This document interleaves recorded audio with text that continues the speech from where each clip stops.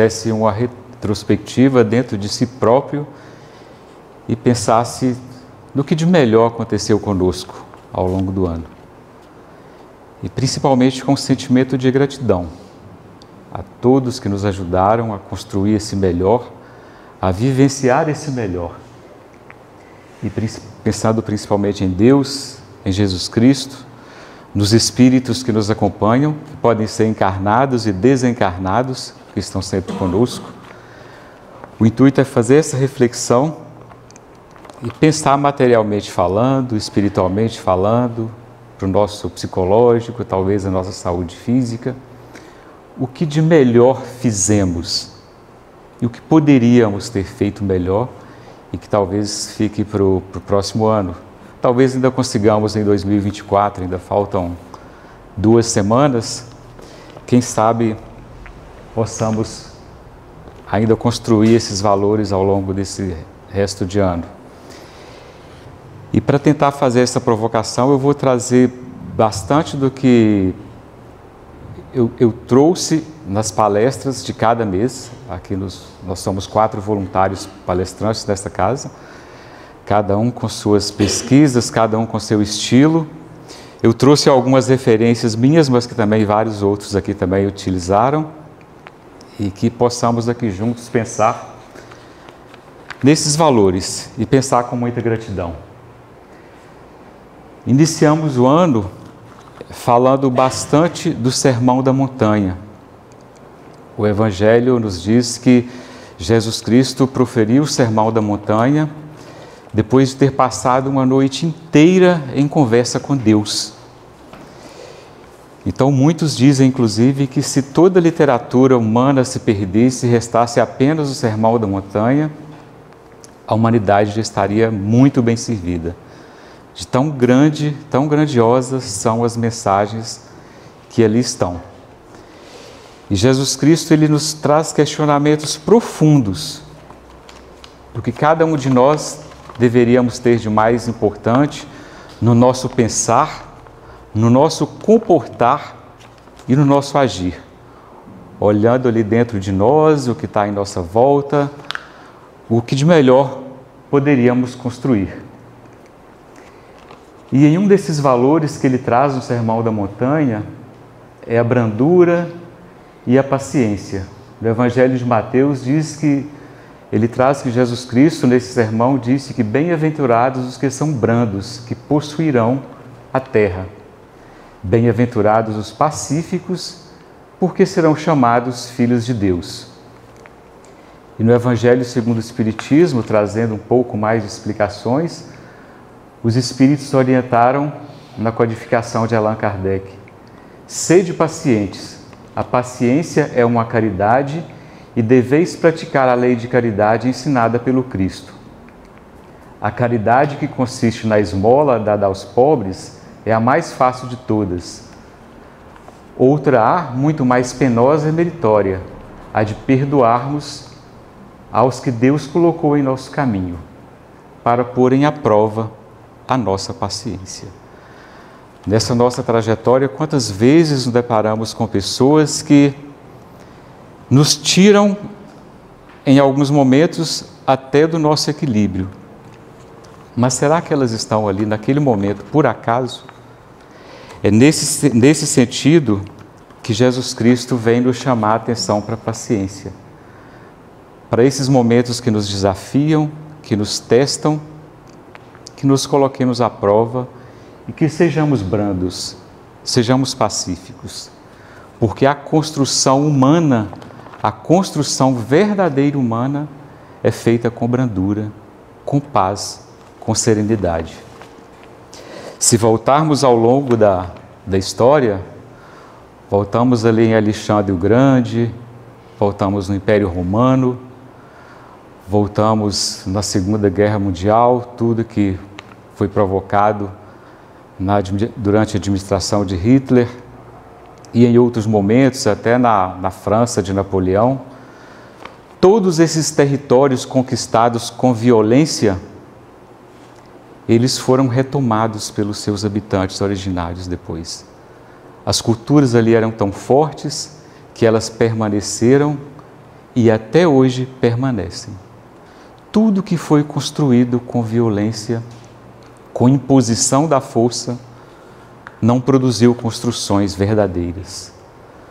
Mas quando voltamos ali para o lado, para essa construção de valores humanos, e aí temos em Jesus Cristo, nosso mestre maior, vejam que Cristo teve aqui na Terra 2000 anos atrás. Até hoje, praticamente toda a humanidade, até aqueles que não são cristãos, estudam alguma coisa de Jesus Cristo, porque ali compreendem seus valores.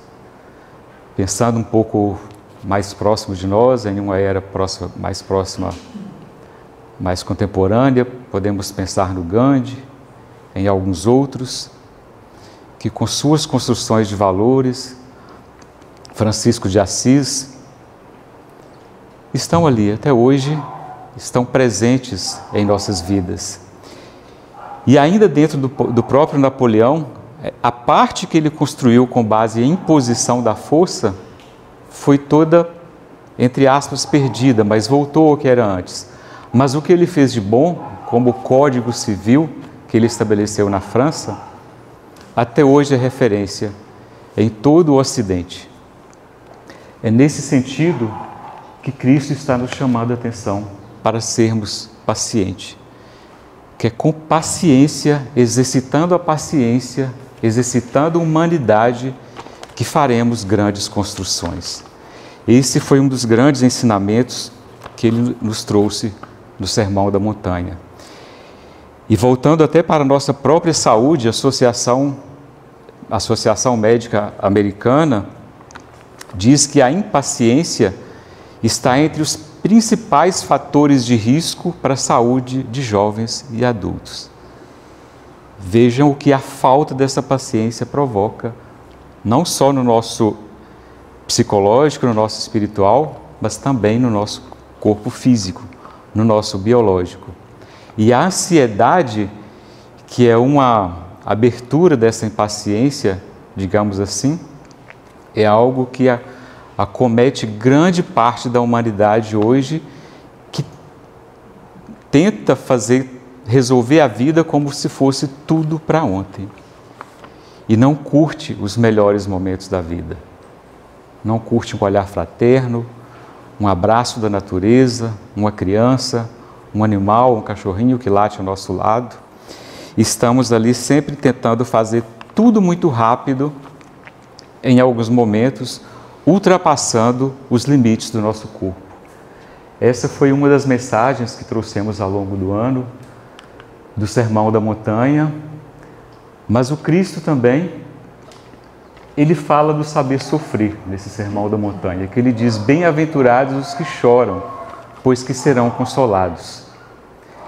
E o Evangelho segundo o Espiritismo nos esclarece que em bem-aventurados os aflitos, Cristo não se referia de modo geral aos que sofrem, visto que todos nós sofremos. Ele se referia de um modo especial àqueles que, de modo geral, os que sofrem, visto que todos sofrem, quer ocupem tronos, quer jazem em palhas, aqueles que estão em lares muito confortáveis ou menos confortáveis. De alguma forma, todos passamos momentos difíceis, mas poucos sofrem bem. Poucos compreendem que somente as provas bem suportadas podem conduzi-las a Deus. Todos nós passamos por momentos desafiadores. Todos nós passamos por verdadeiros testes de estresse.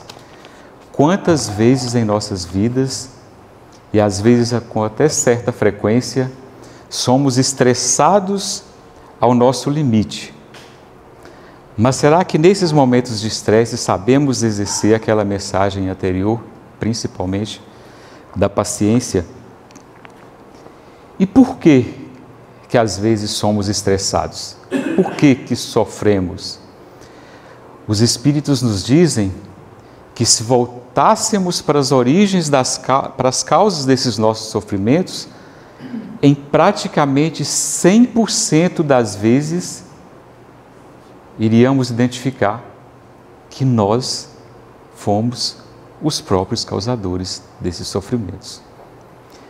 quantas vezes os nossos excessos, seja em relação ao álcool, seja em relação ao alimento, provocam no nosso corpo, excessos relacionados ao álcool, provocam comportamentos que, se nós estivéssemos em uma condição normal, não teríamos comportado daquela forma.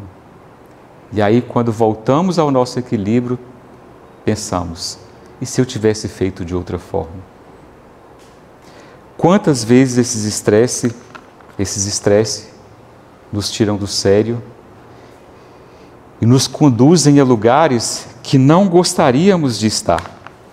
Porque Deus não coloca fardos naqueles que não têm condições de suportar. Nós fizemos um plano encarnatório e nesse plano encarnatório fomos muito bem orientados e trouxemos para a nossa vida algo que dessemos conta de suportar. Seríamos pensar em um Deus injusto, em um Deus que não é bom. Quando começamos a culpar Deus, culpar a natureza, por eventos que talvez tenham sido causados por nós próprios. Pensando em horizontes em ambientes mais macro, questões como esses eventos que aconteceram nessa última década, em Mariana, em Brumadinho, aqui em Minas, do nosso lado, eventos como o que aconteceu no Rio Grande do Sul, no início desse ano, em abril, maio desse ano, quem que provocou?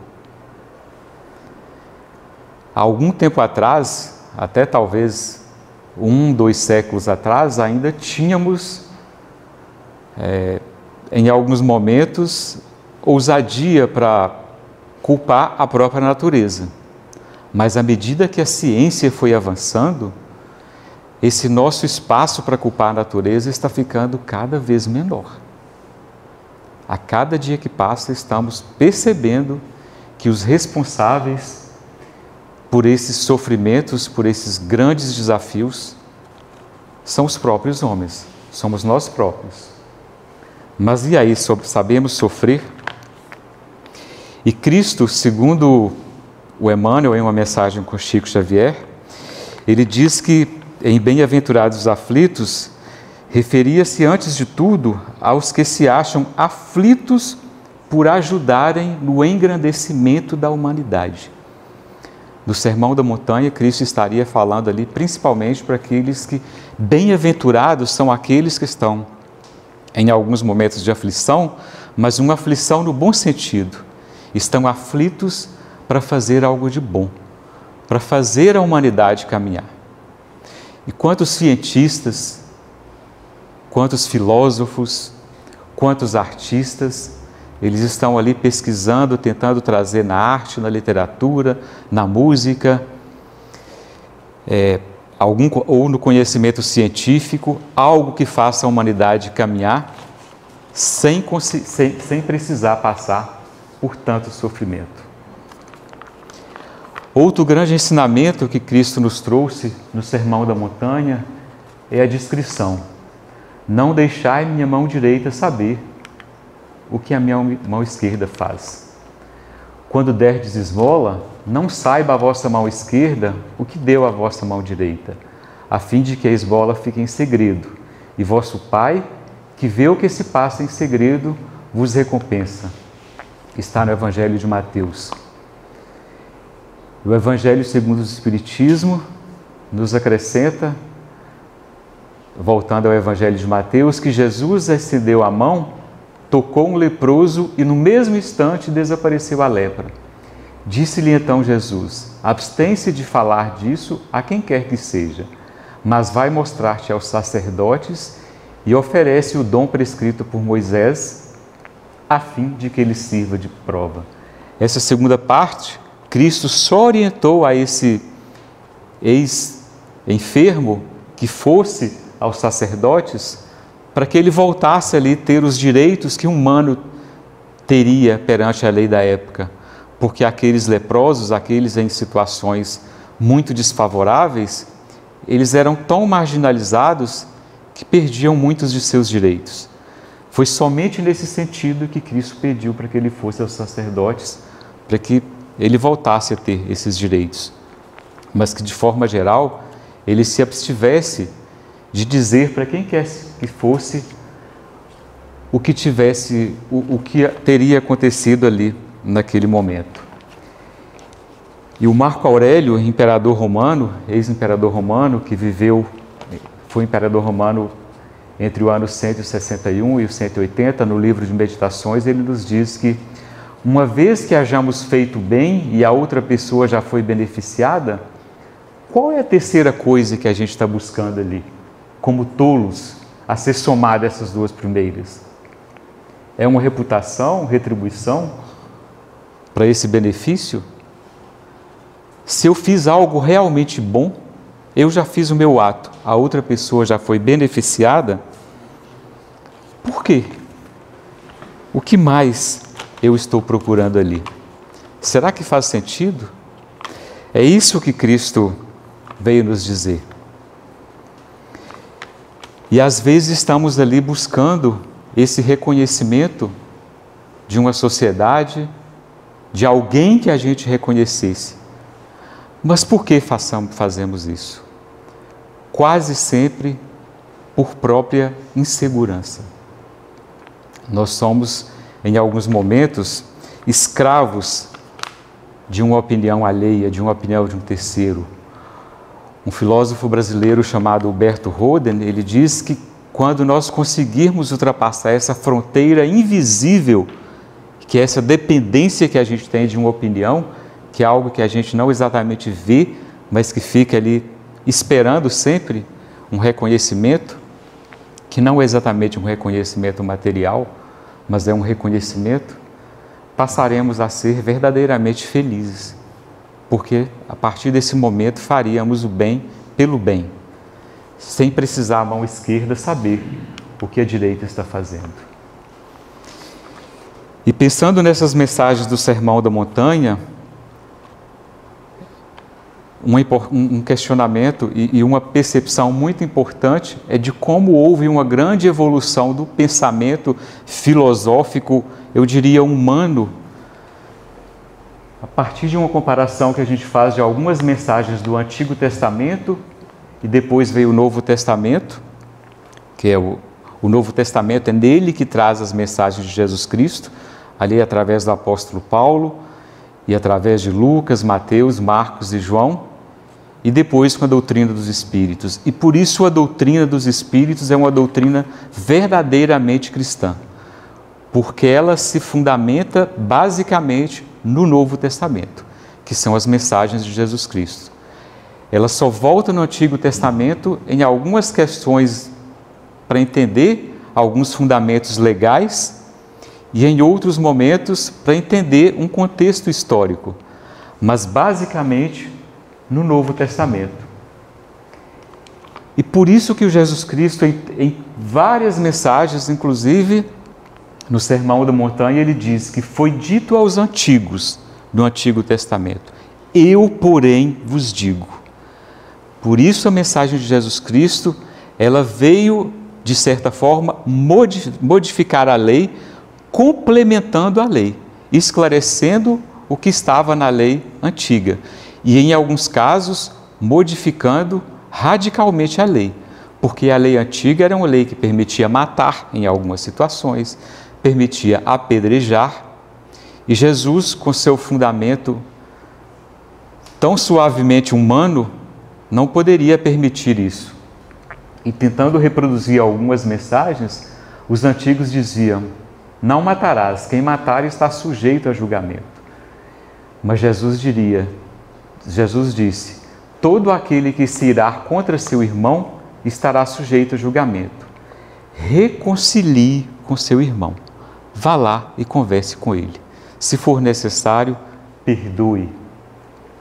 E no Evangelho segundo o Espiritismo, esclarecendo as mensagens de Jesus Cristo, vai ainda mais profundo. Toda palavra ofensiva exprime um sentimento contrário à lei de amor, e a cólera torna infelizes todos que estão à sua volta. E em um exemplo ainda mais radical, a lei antiga dizia olho por olho, dente por dente. Jesus Cristo, trazendo uma provocação, fazendo aquele povo pensar, ele diz: aquele que te ferir na face direita, o feriça também à esquerda. E o Evangelho segundo o Espiritismo foi mais profundo 1800 anos depois de Cristo, dizendo: não se deve pagar o mal com o mal. Aquele que te fez mal, ame inclusive o seu inimigo. E o Chico Xavier, numa mensagem do Emmanuel, no livro Ceifas de Luz, falando mais ainda nessa questão do olho por olho, dente por dente, e não matarás, ele disse, o Emmanuel disse para o Chico Xavier: não frustre a tarefa dos outros, porque a suponhas inadequada. Toda tarefa promove quem a executa, sempre que nobremente executa. Ali o Emmanuel estava dizendo para o Chico, num contexto de que há muitas formas de matar. E quando Cristo estava falando em matar, não se referia somente ao humano. Era em todo tipo de destruição que provocasse algo nocivo ao crescimento da humanidade. E nesse sentido, o Emmanuel continuou dizendo para o Chico: não dilapide a esperança de ninguém, porque a felicidade não é a mesma na experiência de cada um. Cada um de nós temos formas distintas de experimentarmos o que é felicidade. Então tenhamos cuidado com a esperança dos outros. Não destrua a coragem daqueles que sonham ou trabalham em teu caminho. Considere que a face do êxito é diferente de criatura para criatura. Se para muitos o êxito é encontrar cura para uma doença como a Covid, como a meningite, como a rubéola, para outro o êxito é simplesmente conseguir dar um abraço ao irmão. Porque para alguns, eles têm esse afetivo tão pouco desenvolvido que o dia que eles conseguem dar um abraço verdadeiro, para eles já é um êxito enorme. Para alguns que estão com alguma condição física mais difícil, para conseguir levantar, dar um passo e ir ao banheiro, já é um êxito enorme. É nesse sentido que Emmanuel está nos chamando. Ele diz: não aniquile com inutilidades o tempo de ninguém. Toda hora é agente do sagrado nos valores da criação. Quantas vezes as pessoas estão ali trabalhando, a gente diz: mas você não descansa? Por que você não descansa? Talvez o plano encarnatório daquela pessoa veio aqui para trabalhar, e ela trabalha há muito tempo mesmo. Veja, Cristo possivelmente trabalhava muito mais que 8 horas por dia. Nós mal conseguimos 8 e começamos a reclamar. Cada um tem uma forma de trabalhar com seu tempo. Não extermine a fé no espírito dos companheiros. Observe que a estrada para Deus obedecem a estruturas e direções que variam ao infinito. Cada um de nós tem um caminho para encontrar a Deus. Inclusive aqueles que não estão vinculados a nenhuma instituição religiosa, mas estão ali buscando Deus, porque os caminhos são infinitos. E os Espíritos ainda nos trazem mais uma mensagem para que tenhamos um novo olhar, inclusive para o que nós chamamos de destruição. As crises revelam a cada um o que cada um é. Portanto, é preciso cautela, esperança, trabalho e muita coragem nesses chamamentos. O sofrimento, seja qual for, necessariamente deve nos conduzir à reflexão que faz a revelação plena do problema. O sofrimento deve nos mostrar caminhos, ele implementa coragem, sustenta o nosso trabalho e nos liberta do medo. É preciso averiguar as causas dos problemas com disposição mental e moral para resolvê-los. Capitular diante das dificuldades é negar-se diante de nós mesmos, destruindo qualquer oportunidade que nós temos de vitória.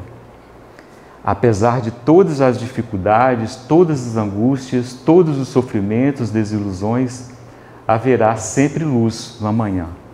Deus está sempre do nosso lado. Deus sempre vai enviar um espírito amigo, seja encarnado ou desencarnado, para nos trazer uma palavra de apoio, um abraço de afeto. São mensagens do irmão Leocádio José Correia no livro Como um Homem Pode Enfrentar uma Crise. Leocádio José Correia, para quem hoje vem pela primeira vez nessa casa, está à direita de vocês. É o espírito que dá nome a essa casa e que tanto ele como Marina Fidelis, Antônio Grimm e alguns outros trouxeram tantas mensagens por meio do médium Mauri Rodrigues da Cruz, que foi presidente da Sociedade Brasileira de Estudos Espíritas, a qual esta casa espírita é vinculado. A Sociedade Brasileira de Estudos Espíritas tem sede em Curitiba, no Paraná, e foi através dessa sociedade que esta casa foi criada. Nessa mensagem que nós chamamos de destruição, que é uma das leis naturais que está no livro dos Espíritos, codificado por Allan Kardec, o Kardec e os Espíritos que com ele codificaram a doutrina, eles nos chamam a atenção para aquilo que nós chamamos de destruição, aquilo que nós nomeamos de destruição, que muitas vezes está ali em franca transformação. E naquele momento que a destruição está ocorrendo, nós não percebemos por que está ocorrendo. Inclusive, não temos conhecimento ou discernimento das causas que estão provocando aquela destruição. Mas que não se trata de destruição no sentido apocalíptico, como como o Antigo Testamento nos trazia, de que, olha, tudo está sendo destruído, é uma crueldade, é o fim dos tempos. Não, o mundo não vai acabar.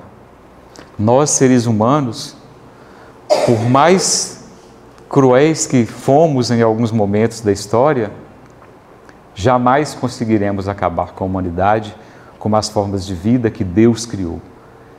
Deus se criou o planeta, Deus se criou todas as galáxias, todo o cosmos, todas as formas que enxergamos. Imagina se nós temos condições de acabar com algo no sentido de apocalipse, como muitas vezes nos foi ensinado. Mas essa destruição também é chamada em um sentido humano. Quantas vezes estamos ali em um fim de um relacionamento, quando perdemos um emprego, quando estamos passando em momentos desafiadores, que para nós é quase um apocalipse aquela situação. Mas que nós temos força. Nós temos força. Aqueles eventos estão ali, causados ou não por nós, para nos transformar. Imagino que muitos de vocês conhecem a história de uma jornalista mineira chamada Larissa Carvalho, que teve um filho chamado Theo. O filho dela, imagino que hoje ele tenha talvez perto de 8 anos de idade. Ele foi diagnosticado logo no início de vida com uma doença que causava algumas sequelas no desenvolvimento neurológico e que ele não conseguiria desenvolver todas as funções. No primeiro momento, para ela aquilo foi uma destruição total, ela ficou sem chão. E tem um documentário, inclusive, ela contando essa história, uma história muito conhecida. E a partir dali, ela descobriu que aquela doença poderia ter sido evitada se o teste do pezinho, que era oferecido pelo SUS na época, ele diagnosticasse uma série maior de doenças. Mas ela acabou fazendo esse teste, que não diagnosticava tantas doenças, e não percebeu, e só depois de algum tempo o menino foi diagnosticado com esta doença, e que já não era mais momento de reverter o processo. E a partir daquele momento ela foi pensando, o que eu posso fazer com isso?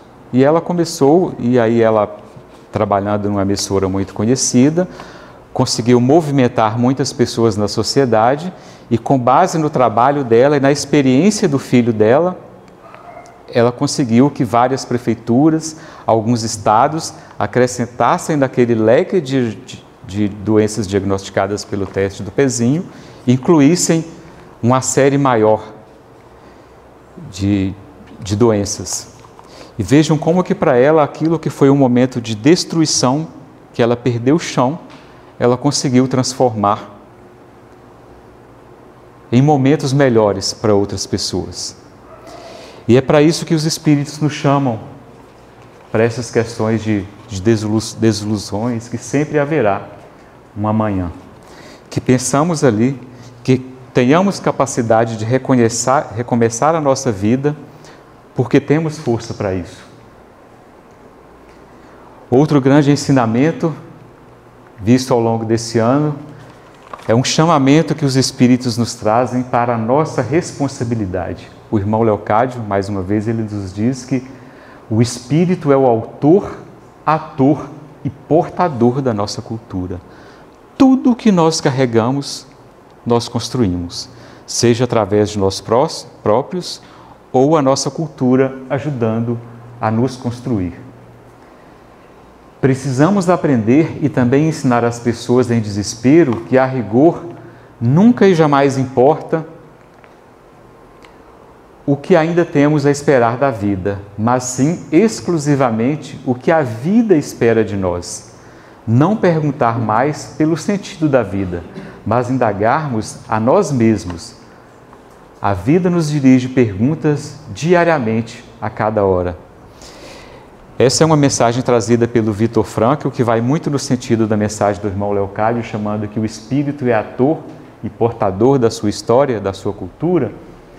O Viktor Frankl, que foi um médico, psicólogo, neurologista austríaco, que trabalhou em alguns hospitais de Viena, na Áustria, antes da Segunda Guerra, mas como ele era descendente de judeu, ele acabou sendo preso, foi para um campo de concentração e ali viveu todas as mazelas de um campo de concentração, sendo forçado a trabalhos indignos, passando frio, passando fome, passando sede, vendo o corpo definhar, perdendo todas as esperanças de que houvesse um amanhã.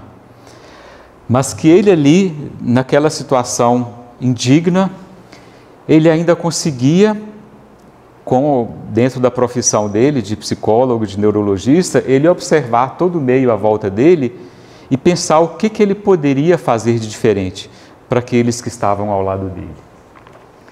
E ele pensava ali que durante todo o nosso processo de vida, e aí não só no campo de concentração, às vezes fazemos a pergunta errada. Como se o mundo estivesse à nossa disposição. Mas que a gente deveria perguntar o que a vida espera de nós. Porque quando nós perguntarmos o que a vida espera de nós, basta olhar para o nosso lado que nós vamos ver quanta coisa há para ser construída. Viver significa arcar com a responsabilidade de responder adequadamente às perguntas da vida, pelo cumprimento das tarefas colocadas pela vida a cada indivíduo, pelo cumprimento das exigências a cada momento. Talvez aqui, nessa casa espírita, neste momento, a vida já esteja fazendo algumas perguntas para nós. Alguns espíritos desencarnados que trabalham conosco, tentando comunicar algo por nós e dizendo, olha, pense um pouco mais nisso, pense naquela forma. Será que não é isso que vai trazer sentido para a sua vida? Será que aquilo que você sempre imaginou que fosse seu objetivo, seu plano encarnatório, será que você não pode olhar mais para outras possibilidades, para outras alternativas? O Lenine, que é outro grande músico brasileiro, numa música chamada Pra Ciência, ele diz que nós sempre esperamos muito da vida, mas que a vida também espera de nós. É a mesma coisa que o Viktor Frankl está dizendo, que o irmão Leocádio José Correia também quis nos dizer em várias mensagens que ele nos trouxe. Outra mensagem importante que os Espíritos nos trouxe ao longo deste ano é sobre a complexidade. Nós somos seres extremamente complexos. Cada um de nós se manifesta de acordo com o nosso nível de consciência e de existência, e que manifesta no sentido de nos comportar, de nos agir, de falar, de pensar. Tudo que nós fazemos vai depender do nosso nível de consciência e da nossa existência. E o Viktor Frankl diz que precisamos simplesmente imaginar que o centro espiritual existencial, ele é dotado de um prolongamento, ao redor do qual estão agrupados o nosso psíquico, o nosso físico, em estados como se fossem estratos periféricos. Assim temos o eixo pessoal, o qual atravessa o consciente, o pré-consciente e o inconsciente. E qualquer manifestação que seja ela espiritual, psíquica ou física, ela pode ocorrer em qualquer um desses níveis.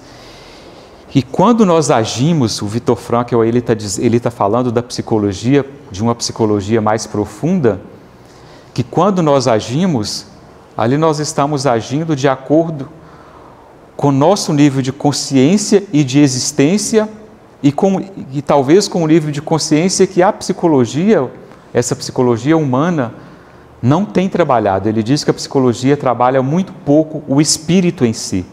E o Viktor Frankl ele vem chamar a atenção na logoterapia para que a psicologia trabalhe o espírito.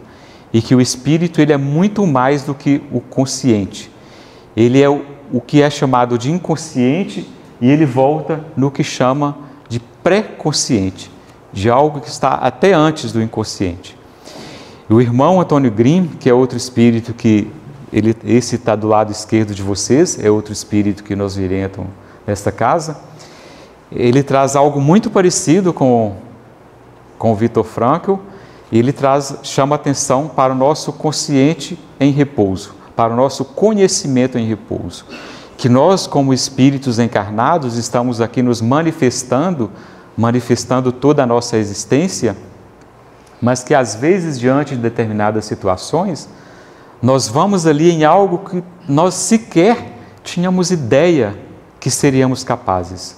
E vamos ali e resolvemos determinadas situações. Ou, às vezes, praticamos algo que nem é tão bom assim, mas que estavam lá no nosso repouso. Em alguma experiência que tivemos em repouso, mas que nós não conseguimos trabalhar ainda para deixar ela bem quietinha lá, porque talvez não tenha sido uma experiência tão boa.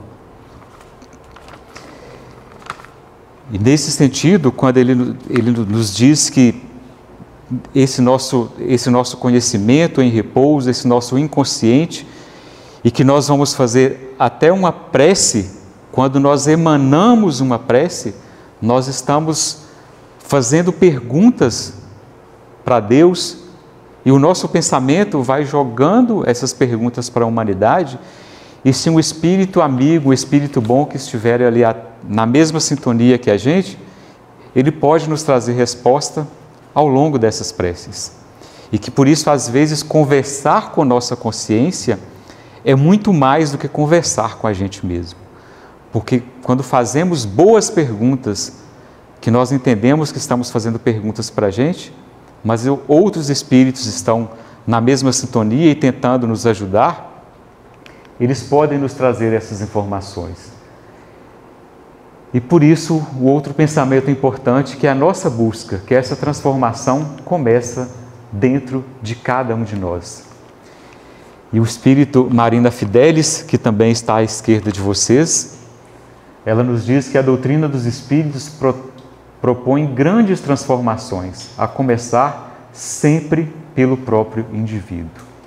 Portanto, só haverá uma nova ordem social e moral se o ser humano alcançar individualmente um novo estágio moral.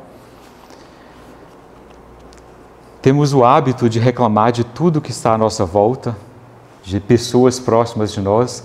Às vezes reclamamos dos vereadores, dos deputados, dos prefeitos, dos presidentes, do nosso Congresso, do nosso judiciário, mas muitos deles nós estamos alimentando os sentimentos que estão ali sendo manifestados.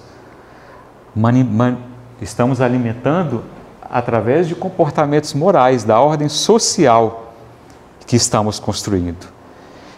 É isso que a irmã Marina quer nos chamar a atenção, de que olhe para dentro de vocês, o que vocês estão construindo moralmente, o que os seus pensamentos, as suas ações, o que vocês estão construindo dentro das próprias casas, em educação para os filhos, em exemplos para as pessoas que estão às suas voltas.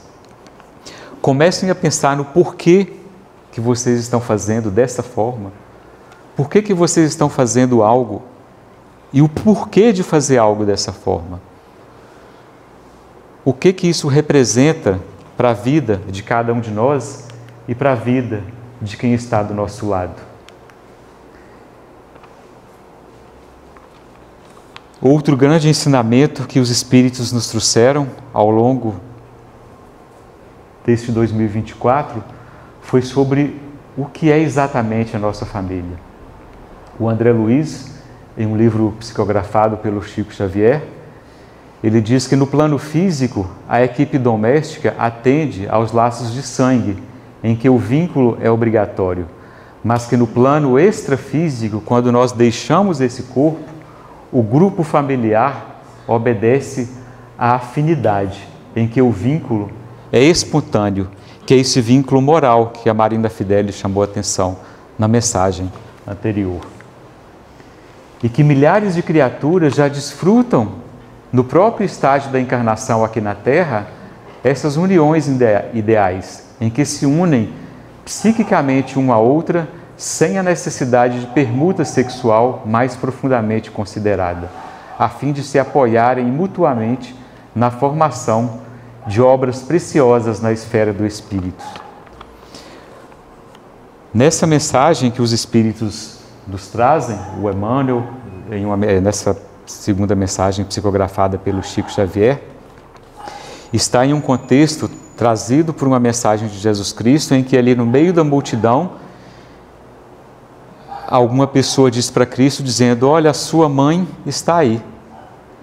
E ele olha para toda aquela multidão e diz: quem é a minha mãe e quem são meus irmãos? E aí muitos questionam: será que ele, Jesus Cristo, estaria desfazendo da sua própria família? É claro que não. Ele mesmo falou em honrar sua mãe e honrar os seus pais. Mas ali naquele momento, Cristo já estava chamando a atenção em algo que os Espíritos vieram esclarecer depois, na codificação da doutrina dos Espíritos, para essa diferença entre a parentela do nosso corpo físico para os nossos parentes consanguíneos e os nossos parentes espirituais. E que todo aquele, naquele momento, Cristo disse: todo aquele que faz a vontade de Deus, aquele é meu pai, aquele é minha mãe e aquela é minha irmã. Onde estiver um ou mais reunidos em meu nome, ali eu estarei no meio deles. E esse um ou mais pode ser um encarnado com um desencarnado. Então, cada um de nós em nossas casas, quando vamos dormir, ao apagar a luz, na nossa prece, fazendo uma prece, ali Jesus Cristo vai estar ao nosso lado. Outra grande mensagem é sobre a teia da vida. Perguntar à minha consciência é perguntar somente a mim mesmo? É o que a gente já havia comentado antes. Quando estiverdes indecisos sobre o valor de uma de vossas ações, indague como você a qualificaria se ela tivesse sido praticada por outra pessoa. Procurai também saber o que dela pensam os vossos semelhantes, e não despreze a opinião dos vossos inimigos, porque esses nenhum interesse têm em mascarar a verdade. É uma mensagem que está no Livro dos Espíritos. Essa mensagem está num contexto de uma discussão que o Santo Agostinho traz no Livro dos Espíritos e que também no Evangelho segundo o Espiritismo, o Santo Agostinho ele faz muito esse questionamento para que sempre perguntemos para a nossa consciência. Mas aí, Na própria codificação, foi perguntado aos espíritos da seguinte forma: mas se eu, julgando pela minha consciência, não tenho aí uma desculpa para eu fazer algo que esteja errado, uma vez que eu estou perguntando para mim mesmo? E os espíritos, eles vão naquela mensagem: amai ao próximo como a ti mesmo. Pergunte, olhe para quem está do seu lado, olhe para essa ação que você está praticando e pergunte como se você fosse o outro, se você gostaria que essa ação fosse praticada por você, como que você a qualificaria?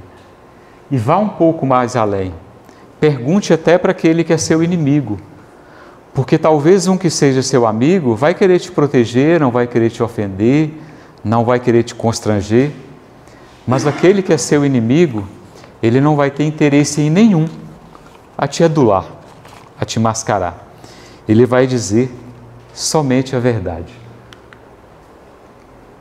Nesse mesmo sentido, Viktor Frankl, quando ele fala do pergunto sobre a consciência, ele diz: se sou servo da minha consciência, é porque minha consciência é algo muito maior do que eu. Ela deve ser algo extra-humano. Eu só posso ser servo da minha consciência na minha autocompreensão e entender a consciência como um fenômeno que transcende a minha própria condição humana. E por isso que esse perguntar à consciência talvez não seja algo que fique somente perguntando para a nossa capacidade de raciocínio. Vá mais além. Nós temos a imanência de Deus. Nós temos a capacidade de transcender, de sair a esse algo que chamamos corpo físico e talvez até do que seja humano. Ao fazermos perguntas, essas perguntas mais profundas, que tenhamos essa capacidade de ir sempre mais além. Porque se eu devo obedecer a uma consciência, nesse sentido de achar que é só a mim próprio, eu vou me desculpar muito facilmente e permitir agir, talvez com negligência, em situações com mais frequência. Mas quando eu olho para o próximo como a mim mesmo, e quando eu vou além, quando eu transcendo, tendo talvez chegar a Deus, a algo muito mais do que a mim mesmo, eu consigo respostas melhores. E aí eu consigo chegar a um outro grande ensinamento, que é a humanidade, que é uma das grandes que o Mauri Rodrigues da Cruz chama de faculdade integrativa, mas que a gente pode chamar de aptidão integrativa. Todos nós, como os espíritos, sendo criados por um Deus justo e bom, temos essa faculdade de usar a nossa humanidade para nos integrarmos. No livro Antropologia Espírita, o Mauri Rodrigues da Cruz diz que há em cada indivíduo uma consciência de pertencimento à humanidade. A cada momento de consciência, temos a percepção de que precisamos da humanidade, a compomos e somos, e só nos realizamos na consciência de existir, vivendo a dimensão crítica de ser igual a todos os seres humanos. E podemos estender aí muito mais do que o ser humano. Tudo que está à nossa volta serve para nos, como um espelho de Deus, para que possamos nos integrar à nossa família, a esse planeta que foi criado com tanto carinho, foi gerado durante tantos milhões de anos para conseguir receber um ser humano, para que o ser humano tivesse uma vida digna. Então, quando olhamos para uma estrela, para a chuva, um grilo, um cachorro latindo, um irmão, um abraço, uma música, tudo isso nos integra. E nós temos essa aptidão para a humanidade desde que fomos criados. No livro Consolador, o Chico Xavier, trazendo uma mensagem de Emmanuel, nos diz que procuramos entender por humanidade a família espiritual de todas as criaturas de Deus que povoam o universo. Examinada a questão sob esse prisma, veremos a comunidade terrestre identificada como a coletividade universal. Nesse sentido, eu tentei trazer um pouco desta fala de hoje, de todos os grandes espíritos que foram utilizados ao longo deste ano, em nossas falas aqui nesta casa, e aos quais eu gostaria de agradecer profundamente, pensando nessa frase aqui, nessa última frase, que se a nossa única oração fosse obrigado, já seria suficiente. Se nós tivéssemos a dimensão do que seria essa palavra, essa expressão, muito obrigado, muito grato, eu sou muito grato pelo que você fez por mim. O dia que nós estivermos verdadeiramente gratos por a pessoa que limpou este chão que estamos pisando hoje, a pessoa que construiu essa cadeira, que produziu esse ventilador, que estudou a física para produzir energia, que construiu os automóveis, para as pessoas que estão construindo pensamentos novos em outras formas de energia que sejam menos poluentes. O dia que tivermos verdadeiramente esse sentimento de gratidão, de muito obrigado, essa frase simples já será suficiente. E nesse sentido que eu gostaria de agradecer a Deus por ter nos permitido estarmos juntos ao longo desse ano, todos juntos nesta casa, nas terças-feiras, nas palestras, no exercício mediúnico das quintas-feiras, no trabalho voluntário que as nossas voluntárias fazem aqui aos sábados, e também por essa casa estar aberta de segunda a sexta-feira e aos sábados. Agradecer a Jesus Cristo por mensagens tão grandiosas, por Ele ter dedicado uma encarnação inteira a trazer as mensagens de amor, ao apóstolo Paulo, aos evangelistas Mateus, Lucas, João e Marcos, pelo trabalho que tiveram em codificar as mensagens de Cristo, a Allan Kardec e a todos os espíritos que trabalharam na codificação da doutrina, a Chico Xavier, que todos nós conhecemos, ao nosso querido Chico, que trouxe mensagens tão grandiosas de Emmanuel, André Luiz, Humberto Campos e tantos outros que a gente poderia enumerar aqui, mas que vai tomar um tempo razoável.